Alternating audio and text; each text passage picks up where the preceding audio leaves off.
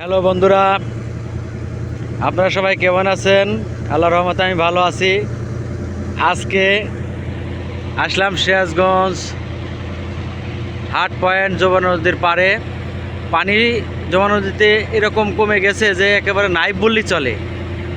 আর এই যমুনা নদীর পাড়ের কিছু কর্মজীবী মানুষ কর্ম শেষ করে এই যে এর কি জাল ভাই, মই জাল, এই মই জাল দিয়ে তারা টেনে সুন্দর সুন্দর মাছ ধরছে।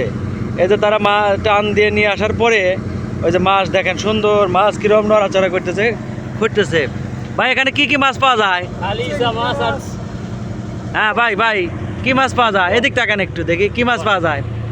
ইসা মাছই বেশি ওঠে আর গোলসা মোলসা ওঠে, মানে দাঁতের মাছ।